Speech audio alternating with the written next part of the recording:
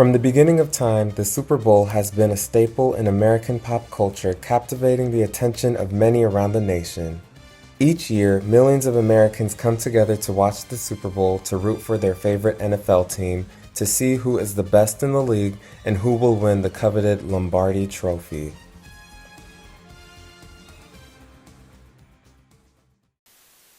Really quick, I have a fun fact that nobody asked about. Did you know that Tom Brady was at the Super Bowl 10 times? Think about that. Nobody cares. Nobody cares though, but it's okay. Clap if you care. Clap if you care. Honestly, most people just watch the Super Bowl for the commercials, celebrity guest appearances, and of course, the halftime show. I feel like the Super Bowl is one big meal, right? So you have the main game and the commercials, which serve as the appetizers, while the halftime show is the main entree meal, right? In this video, I wanted to do a ranking of every halftime show from 1993 to 2023 to see whose show was the best and whose show was the worst. Before we get into the countdown, y'all, I really want to talk about the national anthem. The best rendition of the national anthem. You know who it is. You know who it is. You know who it is. The voice of a generation. Fergie. Oh, hell no. That our flag was still there. What? Bro, what are you talking about, man? Nah, I'm just playing with everybody. It's actually Whitney Houston. I mean, it's Whitney Houston.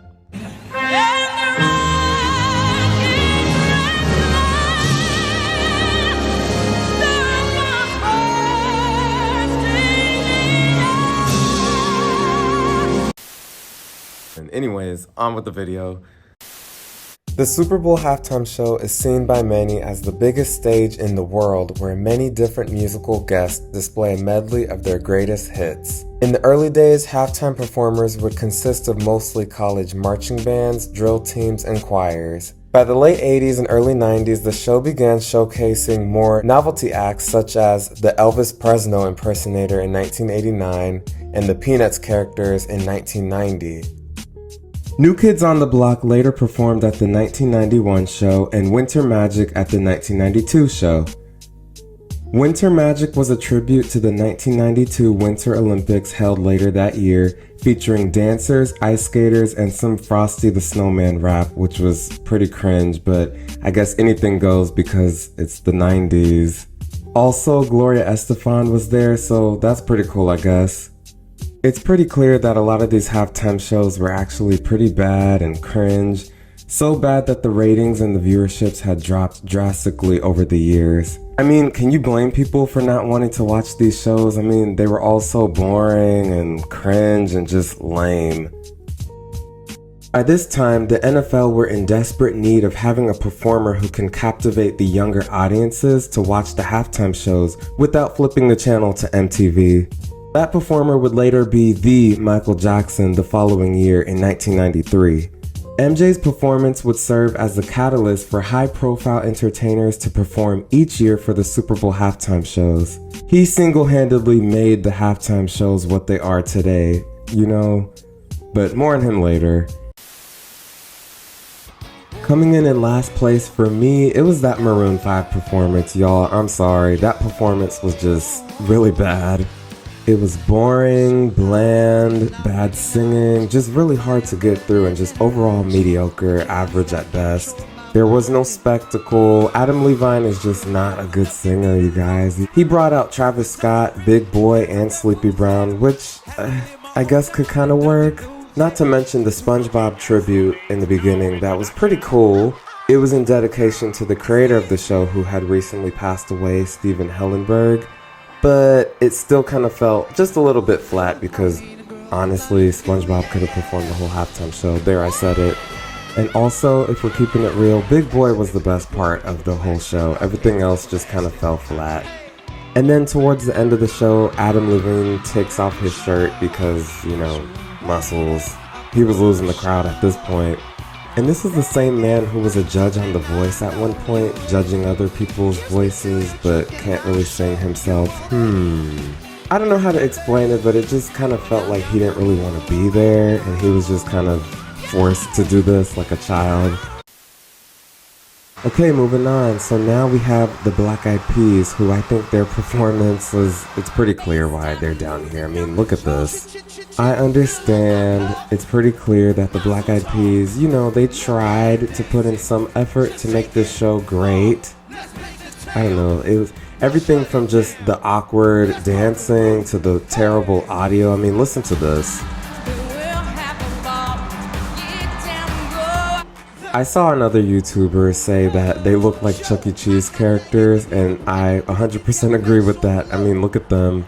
Just a super awkward show of the Black Eyed Peas stumbling through their biggest hits, I Got a Feeling and Boom Boom Pow and Where's the Love. And then Usher and Slash appear as their guest appearances, which are pretty cool. Fergie starts singing Sweet Child of Mine next to Slash, and it's pretty bad. She's not the best singer. She's actually not my favorite singer, I'm not gonna lie. And then Usher does a split, which looks pretty painful, and he performs his song OMG, which I never really liked that song anyways, but he's here for some reason. I would actually like to see Usher do a halftime show later on in life. I don't know if that's gonna happen, but yeah, not the best performance, but it's memorable for being pretty bad. Moving on. So this halftime show I didn't even know existed until making this video.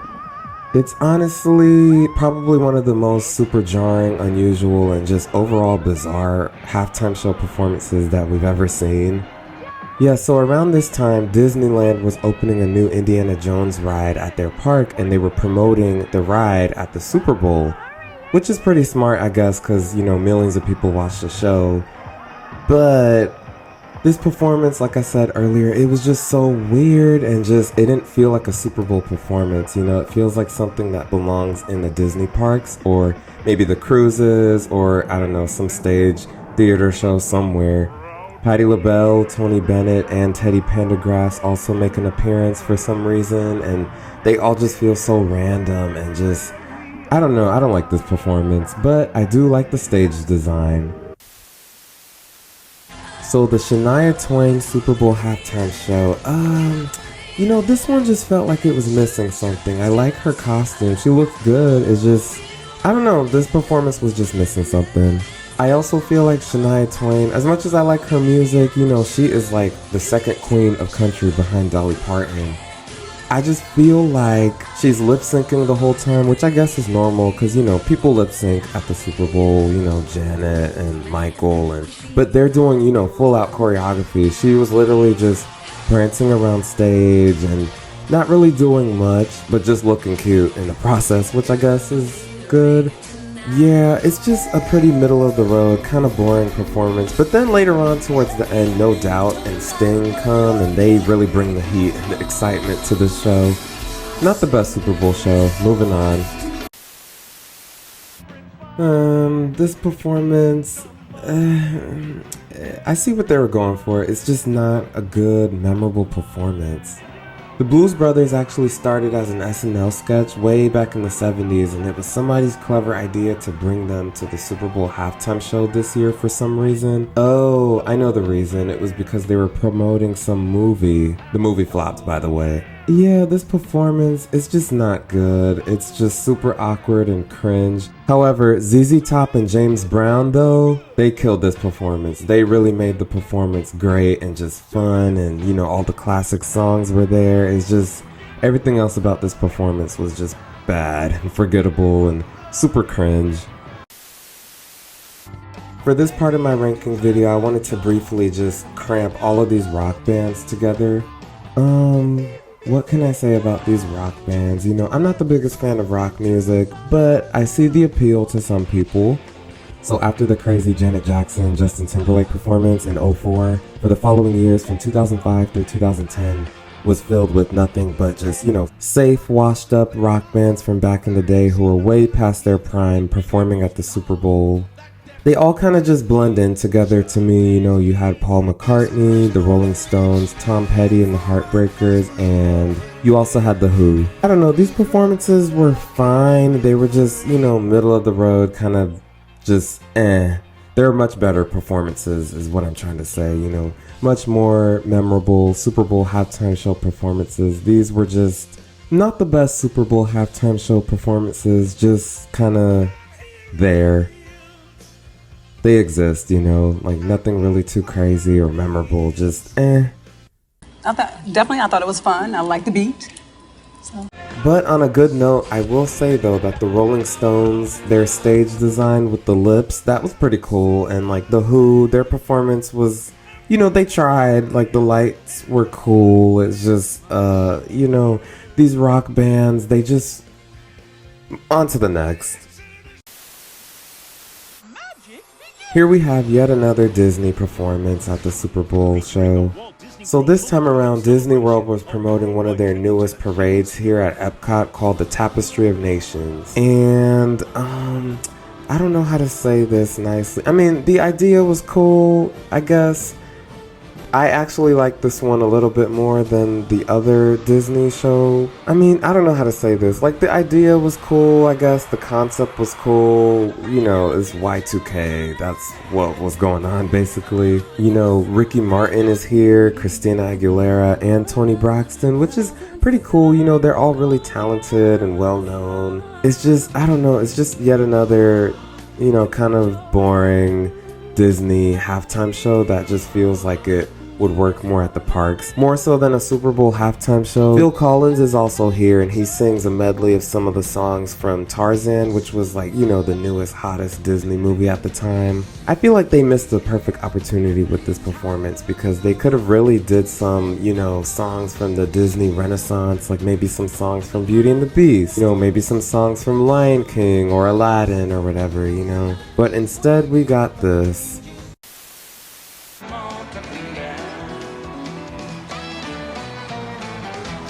So this performance definitely exists, you know, it's an okay performance, I guess, if you really like country music, which I'm not the biggest fan of country music, but, you know, this performance exists. Yeah, this performance exists, you know, if you're into country music, you like this, but, you know, there's better performances.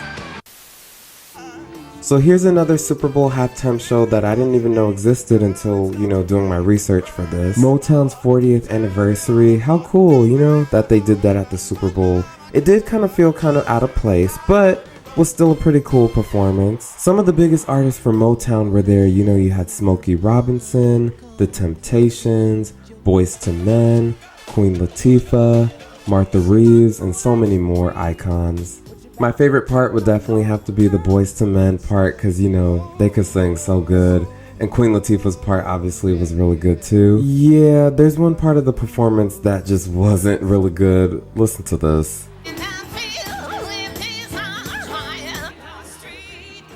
Overall, this was a pretty decent Super Bowl show, just not a memorable one. So the next performer on this list that I wanted to talk about was Justin Timberlake. Oh, Justin Timberlake. What can we say about this performance? He played it a little safe, you know. I mean, he kind of had no choice with this one here because of, you know, the last time he was at the Super Bowl, which we'll hit on. But yeah, this performance, it was okay. You know, Justin Timberlake, he definitely has the showmanship. He definitely has the hits and the skill sets. He can dance. It's just, I don't know, this performance just didn't do it for me, you know. The fact that he even got asked by the NFL to come back to perform for a third time after the Janet Jackson situation is just a little trifling and unfair to me. It's giving white privilege. But what do I know? I'm just some guy on the internet. How cool would it have been to see Janet Jackson return to this show? Apparently, Janet Jackson revealed in her documentary that Justin Timberlake and his team actually invited and begged her to be a part of the show, and she declined. As she should. I mean, I would too. She was definitely embarrassed and almost blackballed by the industry, but we'll get to that. We'll get to that in a second, y'all. How cool would it have been to see NSYNC come together? That would have been iconic. He could have even brought out, you know, Nelly Furtado or Timbaland, somebody. But, you know, overall, it was an okay performance, just not the best. It just felt like a regular American Music Awards type performance, you know, nothing too crazy, nothing too interesting, just safe and bland. And moving on. It was only a matter of time before the icon Diana Ross was gonna hit the Super Bowl halftime show stage. Her performance, not my favorite, but you know, not terrible. I thought it was fun. I liked the beat. Diana Ross, obviously, she's not the best singer, but she has stage presence and charisma. The hits are there. She was performing songs from the Supremes. She also performed some of her songs and, covers of other people's hits. I just ranked this performance this low mostly because of the awkward transitions. However, I will say though, I think her ending was iconic. She exits the stage and the Super Bowl stadium in this helicopter. Like, who does that? Only Diana Ross can pull that off,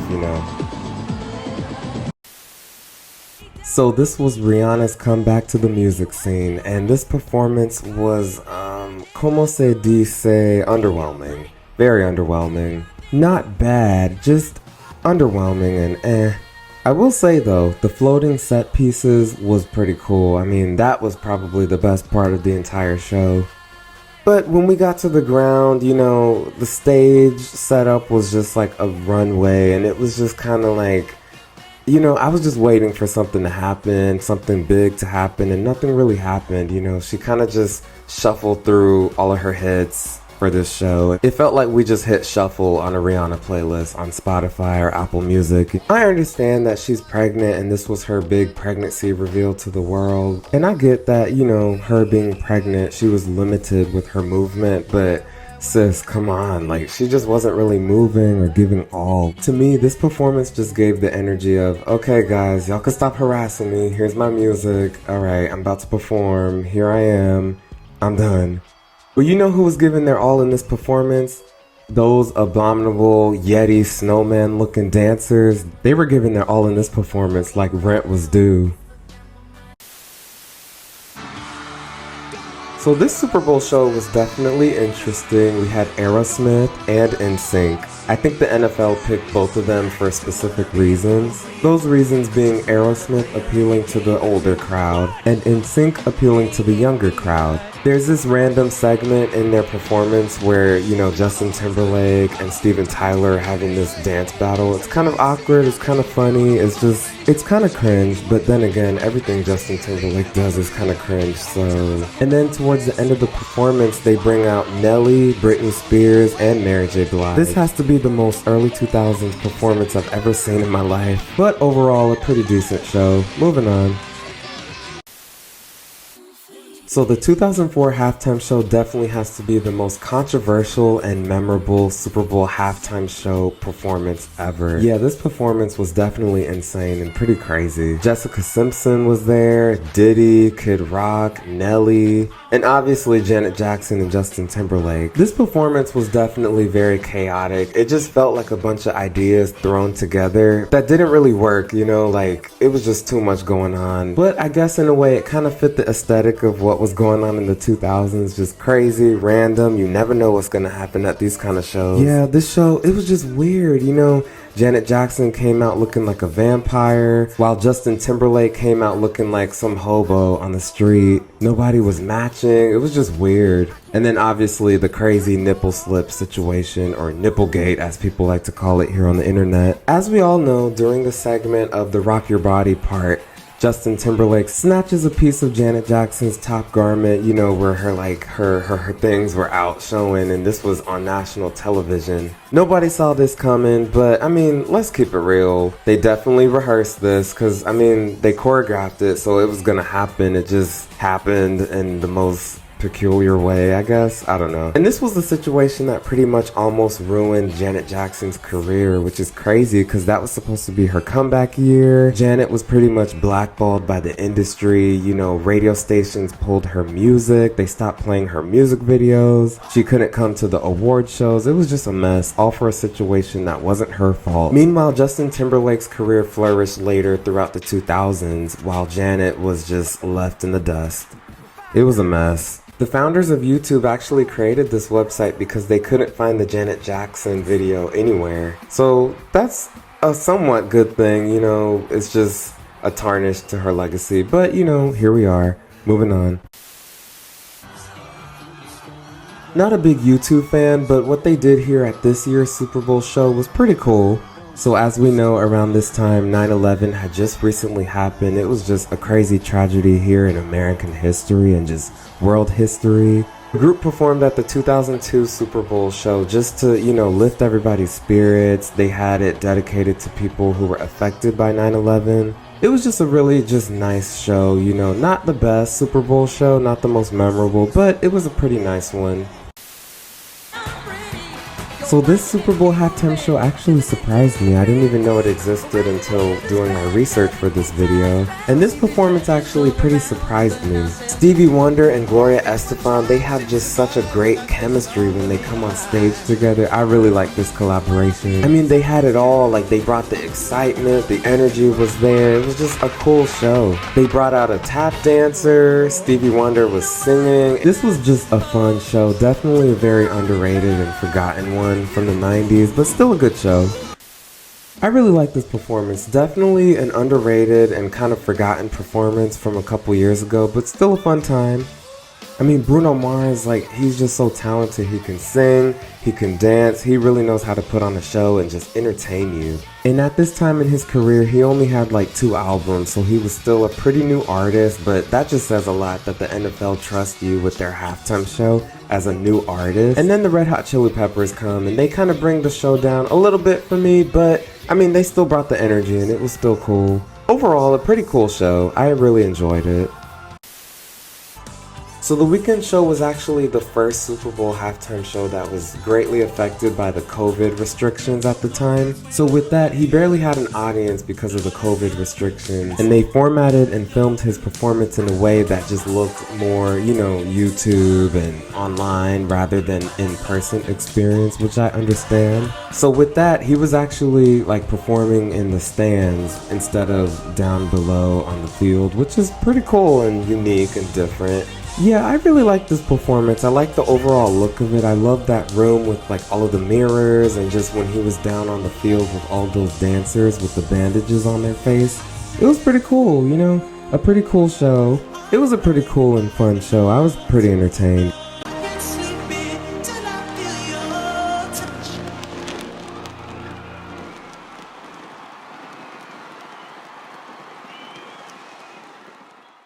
Now on to the top 10. Alright y'all, so we made it to the top 10. Yes, by this point of the video, we're going into the top 10. So it was a really hard decision if I'm being honest, but we got it. We're in the top 10 of the best Super Bowl halftime show performances ever to exist.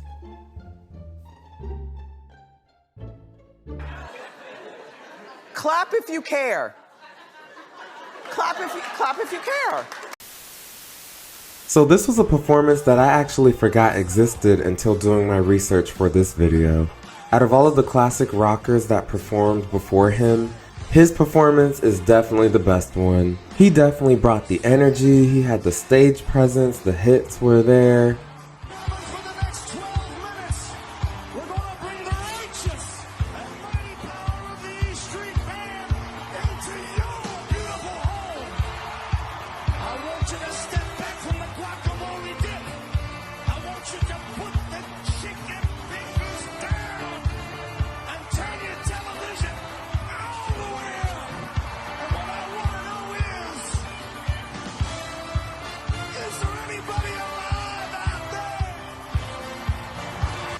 I still can't get over the way he delivered that. It lives rent-free in my mind. But yeah, this was a pretty good performance. I'm okay with putting it in 10th place, Here we have a 53-year-old Madonna performing at the Super Bowl halftime show back in 2012. I really enjoyed this performance. It was fun, it was energetic, the music was there.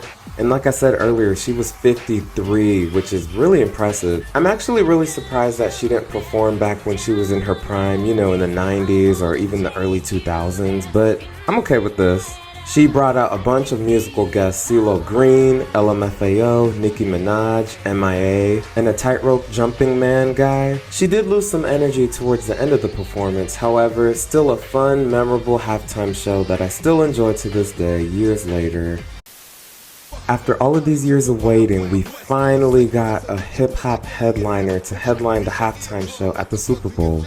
And this performance was just everything, y'all. This was just a star-studded show with just hip-hop icons like Dr. Dre, Snoop Dogg, Mary J. Blige, Eminem, and Kendrick Lamar. Even 50 Cent joined in on the fun, hanging upside down looking like a piñata ready to burst at a quince. But moving on. I really liked seeing all of these classic hip-hop heads come together for this big performance. It really just felt like this was for the culture. My biggest critique for this performance, I just wish they had more time to do more songs. But I get it, what can you do with 5 people sharing the stage? Nonetheless, definitely one of the most entertaining and enjoyable halftime show performances that we've ever seen. So Katy Perry's show was actually pretty cool and entertaining. Obviously, she's not on the level of somebody like a Beyonce or a Michael Jackson, but she held her own with this show. So she starts her show by coming out on this mechanical lion singing her hit song Roar, and I thought that was so cool, right? Even her stage design with the LED panels, that was so cool and just a visually stunning look. And then you had the left shark dancer who didn't know what they were doing. Maybe they got nervous, but it was like, come on, you know, you've been rehearsing all these weeks for this. I really liked how she brought out some icons. She brought out Lenny Kravitz and she brought out Missy Elliott. That was the best part of her show. I think Katy was trying to come to the cookout. She was trying to come to the cookout. But nonetheless, still a fun and enjoyable show. So I like Coldplay just as much as everybody else. A lot of their songs do go hard, but let's keep it real.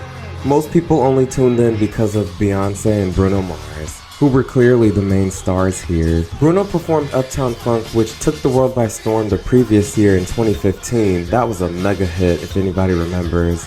And Beyonce performed her latest single at the time, Formation, while her and her dancers were dressed up like Black Panthers. Y'all, I remember this caused so much controversy and backlash at the time. People were so mad that she was dressed up like a Black Panther. But, you know, we digress. And then by the end, the 3 artists all come together to perform a medley of different songs, and it gets kind of sappy, but still effective. Definitely a halftime show that I just rewatch over and over and over and over. This show actually grew on me over time. When I first saw it, I just thought, that was a cute karaoke competition.